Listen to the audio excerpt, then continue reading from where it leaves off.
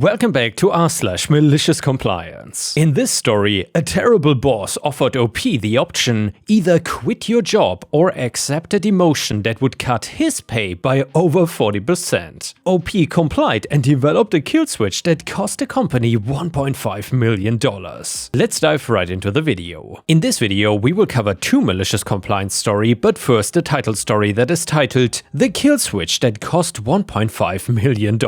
And by the way, the second malicious compliance story will be about HOAs, so please stick until the end to find out what happened. So this happened a while back when I was working at a tech consulting firm. Let me start by giving you some background. I'd been working at this company for about 8 years, starting as a junior developer and working my way up to senior systems architect. By the time this story takes place, I was basically running the entire technical side of operations. I managed all the client systems, handled the most complex integrations, trained new hires, and was on call 24/7 for any major issues. No joke, I was getting calls at 2 AM from clients because their systems were down and I would remote in from my bedroom to fix whatever was broken. The company had about 150 employees and handled IT infrastructure for dozens of clients, ranging from small businesses to some pretty big corporations. We managed everything from basic network setups to complex cloud migrations and custom software solutions. The technical complexity was no joke. We were dealing with multi-million-dollar contracts and systems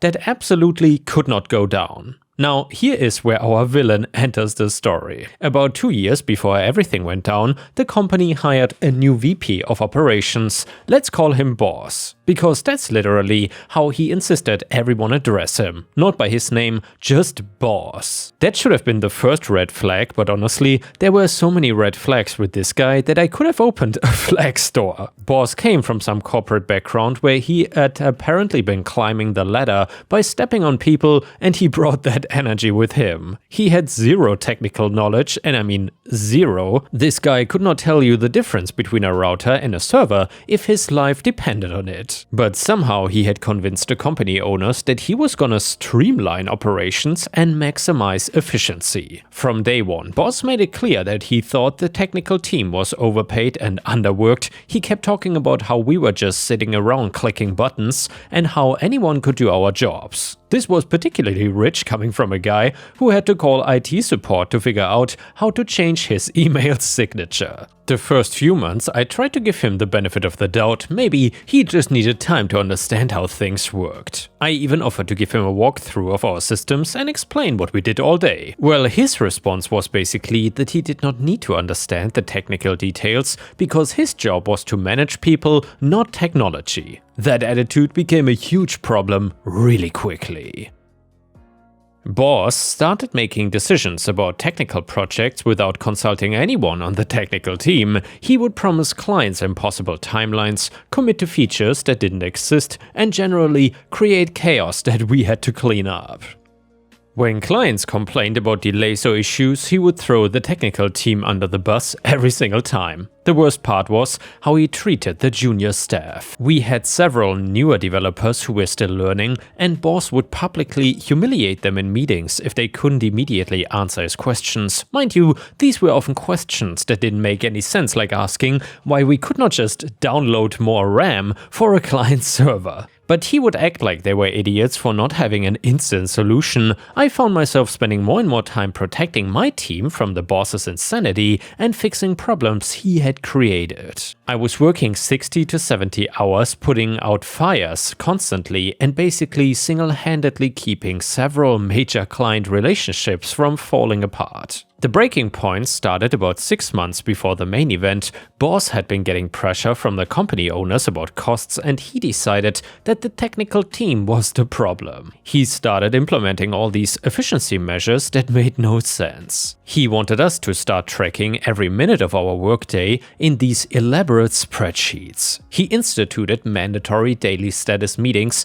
that lasted 2 hours and accomplished nothing. He brought in some consultants to assess our workflow who clearly had no idea what we actually did, but the real kicker was when he started talking about how I was overpaid for what I contribute. This was insane for several reasons. And by the way guys, my apologies if my voice sounds a little bit weird today, but I'm still recovering from the wisdom tooth extraction, so bear with me. Anyway, first, I was being paid less than market rate for my skills and responsibilities. I'd been loyal to the company and had not pushed for raises like I should have. Second, I was literally keeping the place running. There was not a single major system or client relationship that did not depend on my knowledge and expertise. I started documenting everything at this point, every late night call, every weekend I worked, and every crisis I resolved. I kept detailed logs of all the problems boss created and how much time I spent fixing them. I had a feeling I was gonna need this information eventually, and things really escalated when we had a major incident with one of our biggest clients. So their entire e-commerce system went down during Black Friday weekend, which was obviously a complete disaster.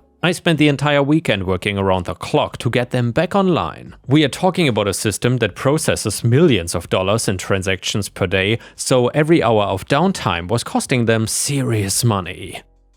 The problem turned out to be caused by a configuration change that boss had insisted on the week before, despite multiple warnings from the technical team that it was a bad idea. But when the client demanded explanations and accountability, boss threw me under the bus completely. Ah, there we have it again, guys. Don't you just love it when an entitled boss tries to throw employees under the bus when he is actually responsible for the damage? Anyway, in the post-incident meeting, he actually said that I should have anticipated the problem and prevented it, even though he had overruled my objections to the change. That was when I realized this guy was not just incompetent, he was actively malicious. He knew exactly what he was doing, and he was setting me up to be the scapegoat for his failures. The final straw came during our quarterly review meeting. Boss had prepared this whole presentation about right-sizing the technical team and eliminating redundancies.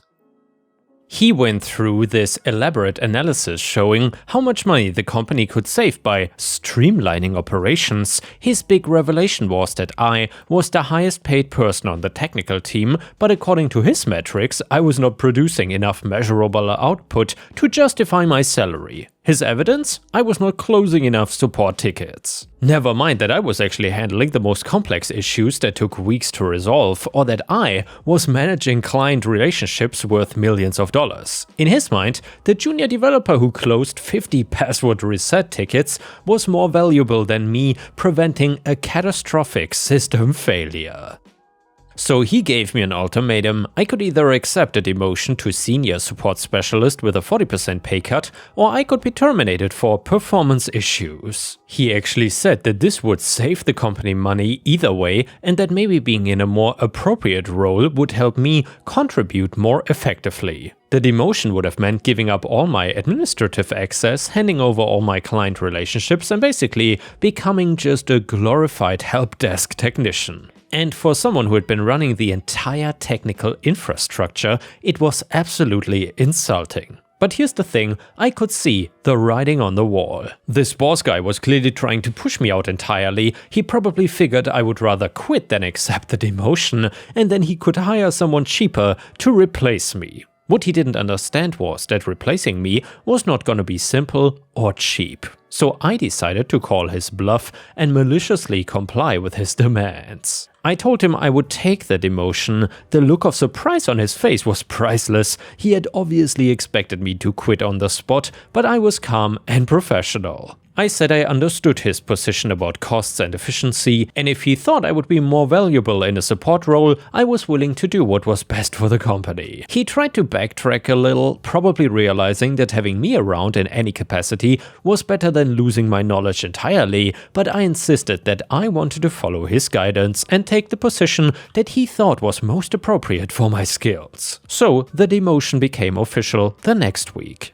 I lost access to all the administrative systems, my client management responsibilities, and my project leadership roles. I was moved to a cubicle in the support department and given a list of basic troubleshooting procedures to follow, but here's what boss did not realize. 8 years of managing complex systems means that you learn where all the bodies are buried, and I'd been planning for this possibility for months. During my last few weeks with full administrative access, I had been implementing some security measures in the various systems that I managed. Nothing malicious, you understand, just some automated processes to ensure smooth operations and maintain system integrity. Some people might call this a potential kill switch, but I'm not the biggest fan of that word because it sounds negative. So, for example, I'd set up some monitoring scripts that would check various system health indicators and alert the technical team if anything seemed wrong. I'd also implemented some automated failsafes that would prevent certain critical processes from running if system conditions were not optimal. The most important one was a comprehensive authentication verification system I had integrated into several of our most critical client management platforms. This system would periodically verify that authorized personnel still had proper access credentials and that their accounts were still active in our directory system. See, one of my responsibilities had been managing user accounts and access permission across all our systems. I'd always been paranoid about security, so I'd built in multiple layers of verification to ensure that only authorized users could access sensitive client data. This system would regularly check that user accounts were still valid, that permissions had not been compromised, and that access patterns were normal. If the system detected any irregularities, like a critical administrator account being disabled or removed, it would automatically implement security protocols to protect client data. This included temporarily restricting access to certain functions until the security issue could be resolved by authorized personnel. A critical administrator account being disabled or removed.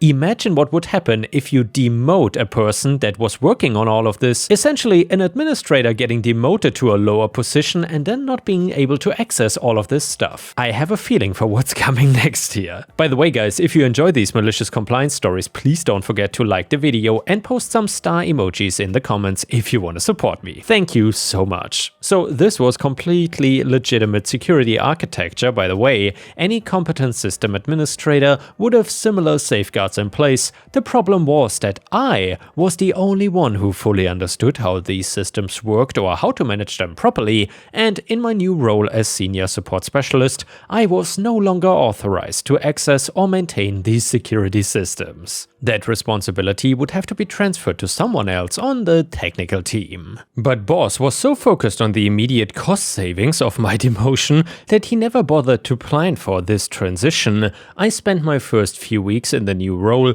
dutifully following the support procedures I'd been given.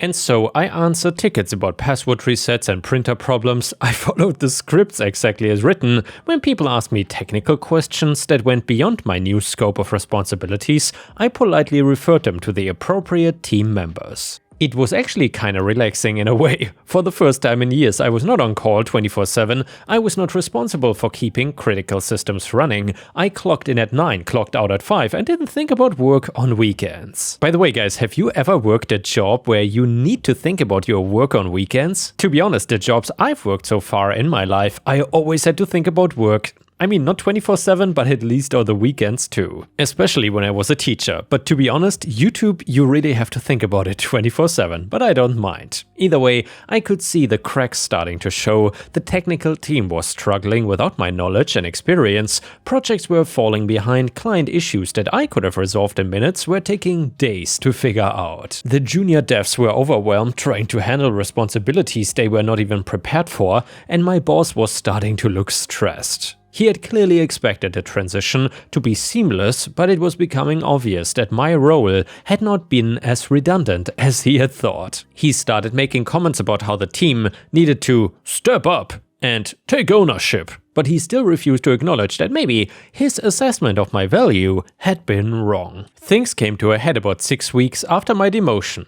I was sitting in my cubicle working through support tickets when one of the junior devs came over looking panicked. Apparently, there was some kind of issue with one of our major client systems and they couldn't figure out what was wrong. The client was freaking out because their system was running slowly and some features were not working properly. The technical team had been working on it for hours without making any progress. They had tried all the standard troubleshooting procedures, but nothing was helping. The developer asked if I could take a look since I knew that particular system better than anyone, but I had to remind him that system administration was no longer within my job scope. As a senior support specialist, I was only authorized to handle basic support issues. Complex system troubleshooting would need to be handled by someone with the appropriate access level. He looked at me like I was crazy, but I was just following the organizational structure that the boss had put in place. He said I was being more valuable in my new role, so I was being more valuable in my new role. The situation got worse over the next few days. More client systems started having issues, and the technical team was clearly overwhelmed. They were working ridiculous hours trying to keep up, and several of them were starting to talk about looking for other jobs. By now, the boss was in full panic mode, and he was running around the office demanding updates on every issue and generally making things worse with his interference. He kept asking why problems that used to be resolved quickly were now taking so long to fix, and that is when I decided it was time for the next phase of my malicious compliance. I went to the boss's office and told him that I'd been thinking about our conversation regarding cost savings and efficiency. I said that I'd come to realize he was absolutely right about the need to streamline operations, and I wanted to help the company save even more money. I explained that I'd been observing the workflow in my new role, and I'd noticed that there was still some redundancy in the system. Specifically, the company was paying me to do work that could probably be handled by someone with less experience and lower salary expectations. So in the interest of maximizing cost savings, I thought it would be best for everyone if I resigned my position entirely.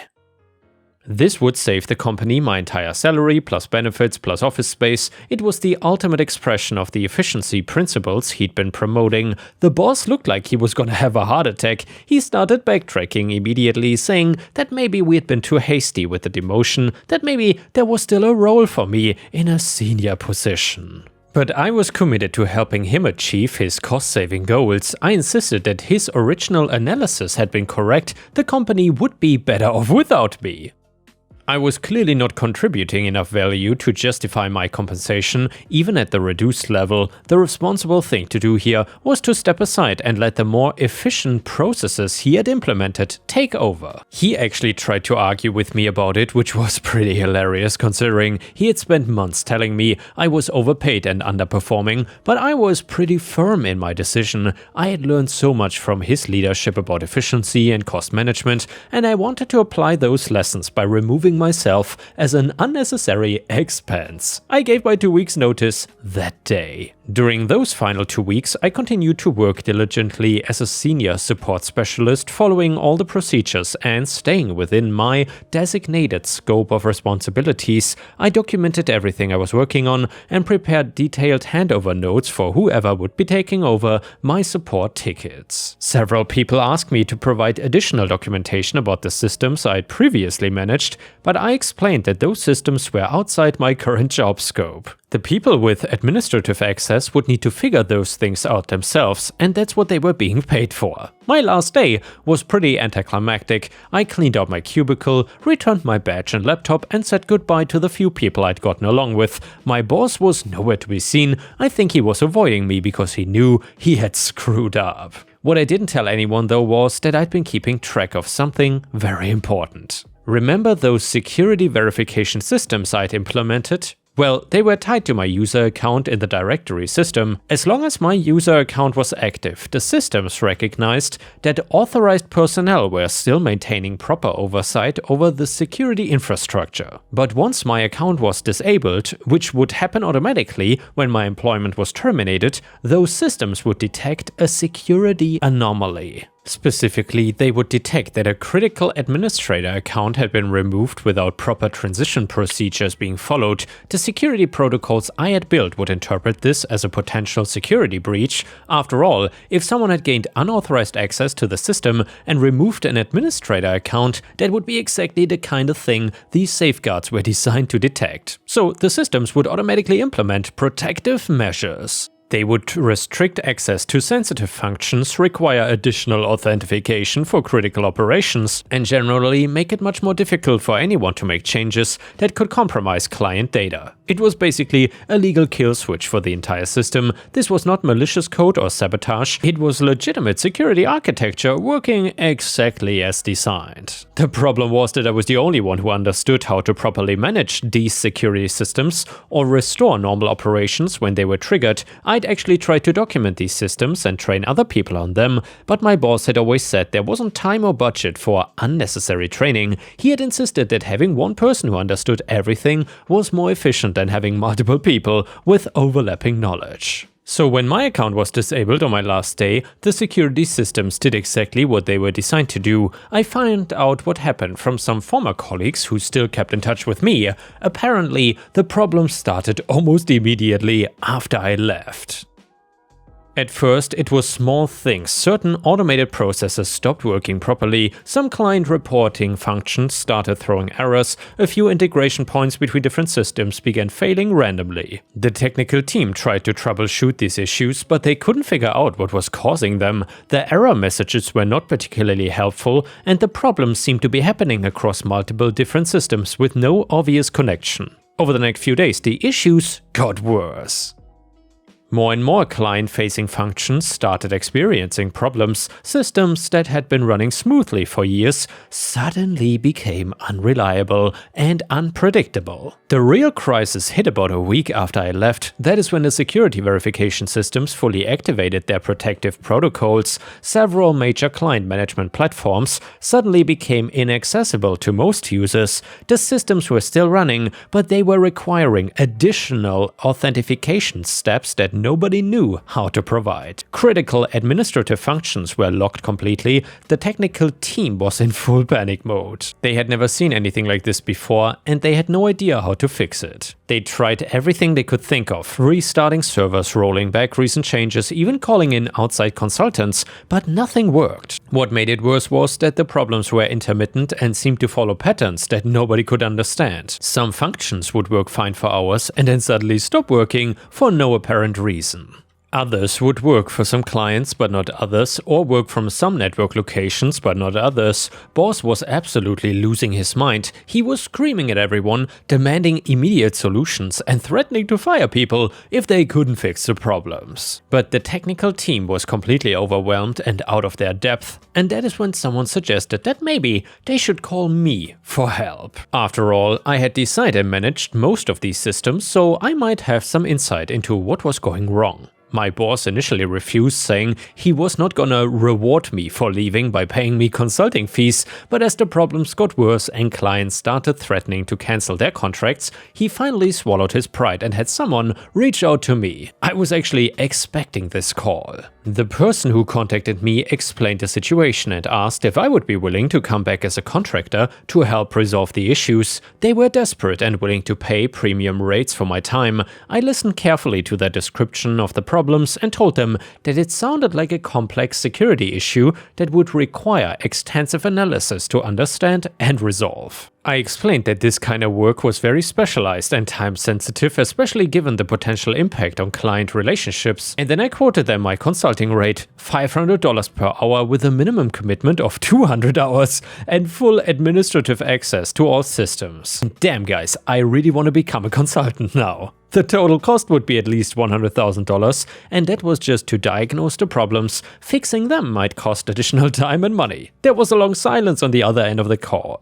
Then they asked if I might consider coming back as a permanent employee instead, maybe in my old position or even a senior role with a significant raise. I told them I would think about it, but I'd gotten used to the flexibility of not being tied down to a single employer. Besides, I'd learned so much about cost efficiency from the boss that I wasn't sure I wanted to give up the opportunity to apply those lessons in my consulting practice too. While they were trying to decide whether to pay my consulting fees or not, the problems kept getting worse. More clients were experiencing issues, and some of the bigger contracts were starting to threaten legal action if their systems were not restored quickly. That is when the real disaster hit. One of our biggest clients, a major e-commerce company that represented about 30% of our total revenue, experienced a complete system failure during a major sales event. Their entire platform went down for almost 24 hours, costing them millions in lost sales. The client was absolutely furious. They'd been having intermittent issues for weeks already, and the company had kept promising that fixes were coming soon. But this complete failure was the last straw. They immediately terminated their contract and demanded compensation for their losses. Worse even, they started telling other companies in their industry about their experience, and several other major clients began reconsidering their own contracts. Within a month of my departure, the company had lost about $1.5 million in annual recurring revenue from cancelled contracts. They had also had to spend hundreds of thousands in penalties and compensation payments to clients who had experienced service disruptions. The financial impact was devastating. The company had to lay off about 40% of their staff and sell off several major assets just to stay solvent. Mr. Boss was fired, obviously, and the remaining executives were scrambling to figure out how to rebuild their client relationships. Eventually, they did reach out to me again, but this time with a much more serious offer. They wanted me to come back as Chief Technology Officer with a significant salary increase, equity stake, and complete authority over the technical organization. But by that point, I'd already started my own consulting firm and was making more money than I would ever made as an employee. I was working with multiple clients, setting my own schedule, and actually enjoying my work again for the first time in years. So I politely declined their offer, but I did agree to help them with the immediate crisis on a consulting basis. I spent about 3 weeks working with their remaining technical team to restore normal operations to their systems. The security verification systems were actually pretty easy to reset once you knew how they worked. It was just a matter of properly configuring the authentication protocols and updating the access control list. The whole thing could have been resolved in a few hours if they had called me immediately, instead of trying to fix it themselves for weeks, but the damage to their business relationships was much harder to repair. Several clients who had left were not interested in coming back, and the company's reputation in the industry was seriously damaged. The whole situation could have been avoided if Boss had simply treated people with basic respect and made decisions based on actual understanding rather than ego and corporate buzzwords. But his arrogance and incompetence created the perfect storm for malicious compliance. These days, my consulting firm is doing great. I work with companies that actually value technical expertise and understand that good people are worth investing in. I make more money, have better work-life balance, and get to work on interesting projects with clients who appreciate what I do. Every once in a while, I get a call from someone at my old company asking for advice on some technical issue. I always help them out. The individual contributors who are still there are good people who got caught up in management's mistakes. But I do charge them my full consulting rate because, as the boss taught me, everything should be evaluated based on cost efficiency and measurable value. The whole experience was a perfect example of why you should be careful what you wish for, you might just get it. And guys, don't turn off the video, the next one is a brilliant brand new HOA malicious compliance story that you don't want to miss. It is titled Florida HOA Malicious Compliance. So I'm posting this now because I no longer live in the house or neighborhood, but at the time I lived in a lovely cookie-cutter neighborhood with an HOA. This was one of those neighborhoods where they finished like 100 homes in the span of a few weeks, and it was common to see 8 or 10 moving trucks on any given weekend. The neighborhood went from ghost town to filled in literally a month. In Florida, most HOAs are required to use certified mail when notifying homeowners of violations, but my HOA took this a step further that all notifications to the board would be sent through certified mail. Received a violation? Response in certified mail. Requesting a hearing? Certified mail. Want the bylaws? Certified mail. Now, this last one might strike you as odd because how would you know to request the bylaws by certified mail if you didn't have the bylaws already, you might ask. Let's put a pin in that one for now because upon moving in, they were kind enough to provide the CC&Rs outlining what we could and couldn't do, but not the bylaws that told us how to handle violations and complaints, so I move in and everything is great at first. That's how it always is, guys. It is always great at first, but then things take a turn at HOAs. Either way, that is until about a third of the month when there's a big packet taped to my door, a notice of intent to lien. The packet explains that I was delinquent on a number of violations, many of them repetitive. On the list are things like not keeping the garbage cans out of sight, we kept them on the side of the house like most neighbors, standing water in between the sides of the home, grading issue I was fighting with the developer over, parking one of the vehicles in the driveway but over the sidewalk line, also bushes not trimmed appropriately, unapproved modifications to the doorway, installing a Ring doorbell camera. The list went on, but it totaled $4,032 for violations, late fees and legal fees. So I immediately email requested more information and didn't get a response. I do this for a few days before threatening legal action in an admittedly hostile email, to which I finally get a response indicating that all communications regarding violations will only be addressed via communication methods approved in the bylaws. I then request a copy of the bylaws, and all requests for the bylaws must be submitted via approved communication methods as per the bylaws. At this point, I'm about to go postal, but if Edmond dates could wait 14 years for revenge, I could take a breath and figure this out. So the notice gave me 45 days, and it had only been a couple days. I had time to figure this out.